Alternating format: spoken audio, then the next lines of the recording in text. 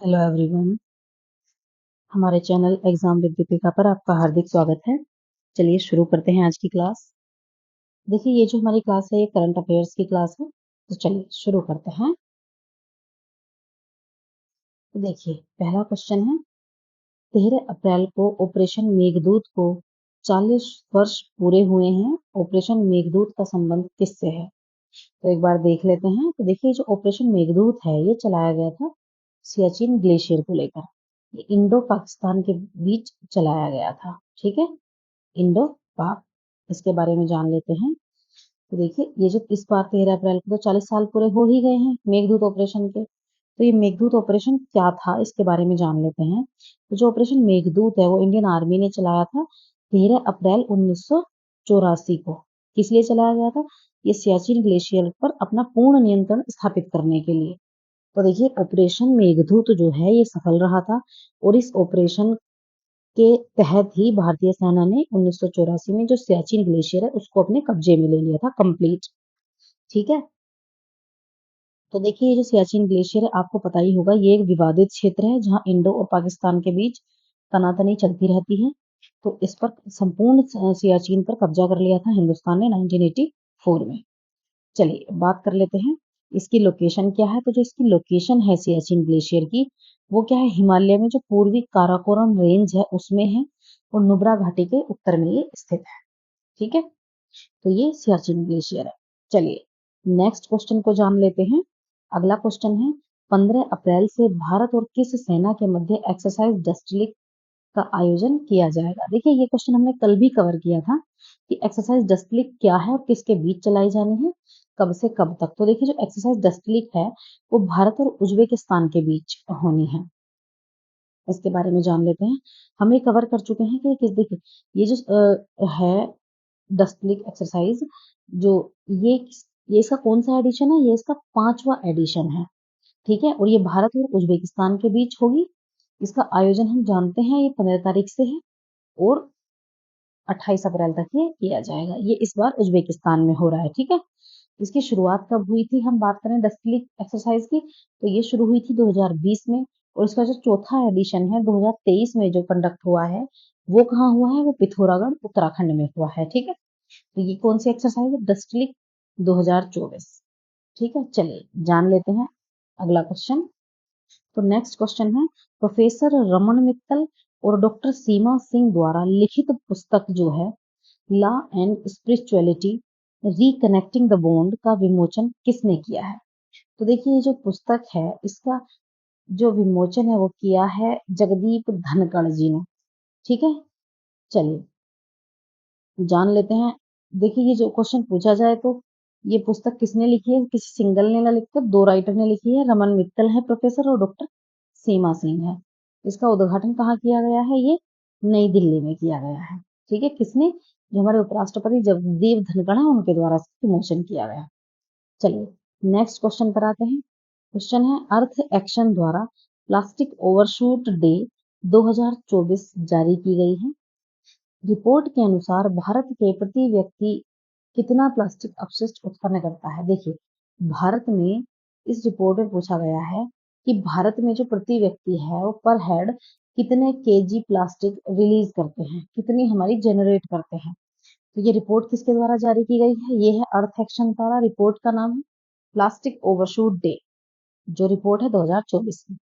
तो देखिए मैं आपको बता दूं इस रिपोर्ट के अनुसार भारत में जो प्रति व्यक्ति प्लास्टिक अपशिष्ट है वो 8 केजी पर हेड उत्पन्न होता है। ठीक है, इस रिपोर्ट के बारे में जान लेते हैं। अर्थ एक्शन ये क्या है? स्विस बेस्ड एक रिसर्च कंसल्टेंसी है। इसने ये रिपोर्ट जारी की है जिस रिपोर्ट का नाम है प्लास्टिक ओवरशूट डे 2024। ठीक है, तो देखिए इस रिपोर्ट ने क्या कहा है ग्लोबली लेवल पर। इसने कहा है कि 2024 में जो टोटल जो प्लास्टिक रिलीज है, अपशिष्ट होने की जो संभावना है वो बहुत ज्यादा है। वो कितनी है? 220 मिलियन टन प्लास्टिक। देखिए हम कितना वेस्ट करते हैं। और देखिए जो प्लास्टिक आपको दिखाई दे रही है ना, ये किसी भी चीज में ये डिस्ट्रॉय नहीं होती है। मतलब ना तो ये पानी से गलती है ना ये, और धुआं जलाते हैं यदि तो उससे और ज्यादा पोल्यूशन होता है। तो इससे क्या है ना, हमारे एनवायरनमेंट को बहुत ज्यादा खतरा है। तो हमें क्या करना है, ऐसी चीजें यूज करनी है मोस्टली। देखिए, जब ये चीजें हमसे ही शुरू होंगी, जब हम शुरू करेंगे तभी ये चीजें आगे जाएंगी। हम कब मार्केट जाते हैं या हम कुछ भी सामान जाते हैं खरीदने जाते हैं, कुछ भी हम छोटा मोटा सामान लाते हैं, तो हम कोशिश करें कि ये प्लास्टिक बैग्स ना लें, हम एक खुद का बैग कैरी करें। ठीक है, जब हम अपना बैग कैरी करेंगे तो क्या होगा, हमें उसमें सामान रखने की धीरे धीरे हैबिट हो जाएगी, और ये चीजें, ये जो एनवायरनमेंट को नुकसान पहुंचा रही है ना प्लास्टिक, ये धीरे धीरे खत्म हो जाएगी। इसके बारे में जान लो, 2024 में जो विश्व में है कितना प्लास्टिक अपशिष्ट होने वाला है, 220 मिलियन टन। और मैं आपको बता दूं, पूरे विश्व में कुछ ही देश ऐसे हैं जो इसको रिसाइकल कर पाते हैं, अदरवाइज ये रिसाइकिल नहीं होती है, मोस्टली ऐसे ही पड़ी रहती है और एनवायरनमेंट को बहुत ज्यादा नुकसान पहुंचाती है। देखिए, अब भारत के एस्पेक्ट में बात कर लेते हैं, तो भारत को वैसे कम जो अपशिष्ट उत्पन्न करने वाला प्रदूषक की श्रेणी में शामिल किया गया है। वैसे देखिए, हालांकि भारत में बहुत बड़ी मात्रा में कचरा उत्पन्न होता है प्लास्टिक का, जो प्लास्टिक वेस्ट है, लेकिन इस लिस्ट में भारत को क्या है, कम अपशिष्ट उत्पन्न करने वाली प्रदूषक की सूची में शामिल किया गया है। तो बात करते हैं, तो ये हम जान चुके हैं कि भारत में जो पर हेड है वो कितना प्लास्टिक वेस्ट होता है, वो 8 किलो होता है। चलिए, नेक्स्ट क्वेश्चन पर आते हैं। देखिए, क्वेश्चन है, बोहाग बिहू नववर्ष के रूप में किस राज्य में मनाया जाता है? तो देखिए, हम जो बात करते हैं बिहू की, तो बिहू कहाँ मनाया जाता है? ये असम में मनाया जाता है। असम के, इसके बारे में जान लेते हैं। देखिए, ये बिहू जो है ये क्या है, असम का एक प्रमुख नृत्य है। ठीक है, बिहू कहाँ का है? असम का। कब मनाते हैं हम इसे? बात आती है बोहाग बिहू की, तो ये हम मनाते हैं इसे अप्रैल महीने में। इसे क्या कहा जाता है? इसे रोंगाली बिहू भी कहते हैं। ठीक है, देखिए, ये हम जानते हैं कि ये हिंदू नववर्ष भी अप्रैल में ही शुरू होता है, और जो बोहाग बिहू है ये क्या है, एक फसल उत्सव है, और ये 7 दिनों तक मनाया जाता है। किस लिए? वसंत ऋतु के आगमन और नए साल की शुरुआत का प्रतीक इसे मानते हैं। चलिए, अब एक बार हम बिहू उत्सव के बारे में जान लेते हैं। तो देखिए, जो बिहू उत्सव है ये असम का उत्सव है, और ये कितने साल में 3 बार मनाया जाता है। कब कब मनाया जाता है? देखिए, पहला मनाया जाता है माघ में, जिसे हम कहते हैं भोगाली। ये कब मनाया जाता है? जनवरी के मिड में। ठीक है, जनवरी के लगभग मध्य में मनाया जाता है। दूसरा आता है बोहाग, जो वर्तमान अब मनाया जा रहा है फिलहाल, इसका नाम, इसे हम रोंगाली भी कहते हैं। ये अप्रैल के मध्य में मनाया जाता है। ठीक है, जो अभी मना रहे हैं। बात आती है तीसरे बिहू की, तो जिसे हम कहते हैं कोंगाली बिहू या काती बिहू। ये कब मनाया जाता है? कार्तिक अक्टूबर के मध्य में। ठीक है, तो ये अक्टूबर के मिड में मनाया जाता है। तो देखिए, आपसे पूछा जा सकता है एग्जाम में, ये तो हम सिंपल सा क्वेश्चन हो गया हमारे लिए कि बिहू कहाँ का नृत्य है, तो ये है असम का। ये तो हम सभी जानते हैं, सभी इजीली टिक लगा देंगे। परंतु यदि एग्जाम में आपसे ये पूछ लिया जाए कि ये जो भोगाली है, ये जो माघ बिहू है, ये असम में कौन से महीने में मनाया जाता है? तो देखिए, ये क्वेश्चन, इसका जवाब देना आपके लिए बहुत मुश्किल हो जाएगा यदि आपने ये नहीं पढ़ा है, यदि आपने ये रिवाइज नहीं किया है। तो आपको क्या करना है, जैसे कि 3 होते हैं, एक बार रिवाइज कर दीजिए। 3 बिहू होते हैं, माघ, बोहाग और कोंगाली। इनके रीनेम भी होते हैं, दूसरे नाम क्या होते हैं? माघ को भोगाली कहते हैं, बोहाग को रोंगाली और कोंगाली को या काती। तो देखिए, इनके हम सीधे सीधे जान लेते हैं कि सिर्फ इसके जनवरी में मनाते हैं हम, पहले मंथ में, चौथे मंथ में मनाते हैं, और 10वें मंथ में हम मनाते हैं। ठीक है, तो इसमें क्या करना है, इन इनके मध्य में ये मनाया जाता है। आपको ये एक बार रिवाइज जरूर कर लेना है। ठीक है, चलिए आगे अगले क्वेश्चन पर आते हैं। क्वेश्चन है, रक्षा मंत्रालय ने किस संस्था को LCA mark 1A fighter jet खरीदने के लिए टेंडर जारी किया है? तो देखिए, रक्षा मंत्रालय ने किसको ये टेंडर जारी किया है? जो खरीदेगा LCA mark 1A fighter jet खरीदेगा, तो किसने किया है? ये हिंदुस्तान एरोनॉटिक्स लिमिटेड ने। ठीक है, तो देख लेते हैं भारत के क्या किया रक्षा मंत्रालय ने, 97 LCA mark 1A fighter jet खरीदने के लिए किसको टेंडर जारी किया है 65,000 करोड़ का? हिंदुस्तान एरोनॉटिक्स लिमिटेड को। ठीक है, देखिए, चलिए बात करते हैं LCA mark 1A fighter jet की। ये क्या है? स्वदेशी फाइटर जेट तेजस का एडवांस वर्जन है ये। ठीक है, तेजस का ये एडवांस वर्जन है। देख लेते हैं, ये जो जेट है वायुसेना को क्या करेगा, MiG-21, MiG-23, MiG-27 के स्थान पर वायुसेना द्वारा इसे इस्तेमाल किया जाएगा।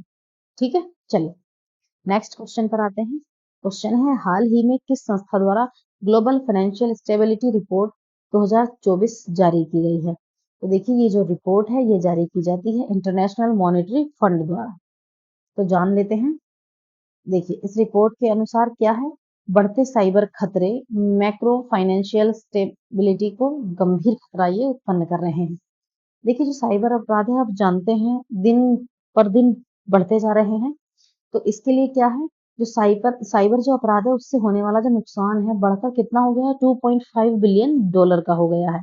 और देखिए मैं आपको बता दूं कि जो कोरोना के बाद से जो साइबर हमलों की संख्या है वो लगभग दुगनी हो गई है। पहले साइबर हमले फिर भी कम होते थे, लेकिन जब से कोरोना आया है लोग फ्री बैठे हैं, अधिकांश लोगों की नौकरी चली गई है।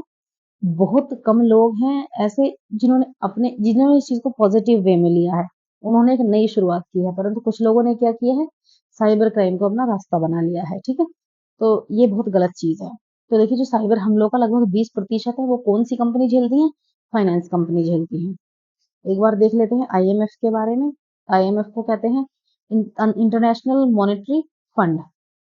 ठीक है, तो जान लेते हैं ये संयुक्त राष्ट्र की एक प्रमुख वित्तीय एजेंसी है। इसकी स्थापना कब हुई थी, 1994 में।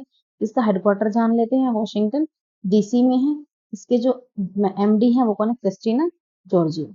चलिए अगले क्वेश्चन पर आते हैं। देखिए 13 अप्रैल 2024 को जलियांवाला बाग हत्याकांड के 105 वर्ष पूरे हुए हैं। जलियांवाला बाग हत्याकांड किस वर्ष हुआ था, देखिए ये भाग नहीं है, ये बाग है। ठीक है, तो जलियांवाला बाग जो हत्याकांड है वो किस वर्ष हुआ था, देखिए हम सब जानते हैं कि वो 13 अप्रैल 1919 का दिन था, जो बहुत दर्दनाक दिन था हिंदुस्तानियों के लिए। तो जो जलियांवाला बाग हत्याकांड है वो 13 अप्रैल 1919 को हुआ था। ठीक है, और ध्यान लेते हैं कि ये इसके 105 वर्ष पूरे हो गए हैं। चलिए अगले क्वेश्चन पर आते हैं। चर्चित सिंकाकू जो सिंकाकू द्वीप है वो किस महासागर में स्थित है, तो देखिए ये प्रशांत महासागर में स्थित है। उसकी लोकेशन की बात करें तो ये सिंकाकू द्वीप है। कहाँ है ये प्रशांत महासागर में है किस जगह, पूर्वी चीन सागर में ये स्थित है। जापान, ताइवान, चीन इनके पास ये स्थित है। ठीक है, नेक्स्ट क्वेश्चन पर आते हैं। हाल ही में कौन सा बैंक लक्षद्वीप में शाखा खोलने वाला पहला निजी बैंक बन गया है, तो देखिए जो लक्षद्वीप में जो ब्रांच खोली है वो किसने खोली है, वो एचडीएफसी बैंक ने खोली है। ठीक है, ये तो क्या है इसका उद्देश्य वहां लक्षद्वीप में ब्रांच खोलने का, तो ये क्या करेगा, वहां की आर्थिक गतिविधियों को बढ़ावा देगा। एचडीएफसी बैंक के बारे में जान लेते हैं। देखिए ये एक प्राइवेट बैंक है। इसकी स्थापना 1994 को हुई थी। इसका हेडक्वार्टर मुंबई में है। इसके चेयरमैन और एमडी जो है वो अतानु चक्रवर्ती हैं। ठीक है, तो राजधानी क्या है लक्षद्वीप की, वो कावारती है। लक्षद्वीप स्थित कहाँ है, ये हिंद महासागर में स्थित एक केंद्र शासित प्रदेश है। ठीक है, तो देखिए आज की वीडियो आपको इंफॉर्मेटिव लगी हो तो वीडियो को लाइक करें, शेयर करें और हमारे चैनल को सब्सक्राइब करें। वीडियोस आपको कंटिन्यू मिलती रहेंगी। आप कंटिन्यू पढ़ाई करते रहिएगा, अपने एग्जाम पर फोकस कीजिएगा।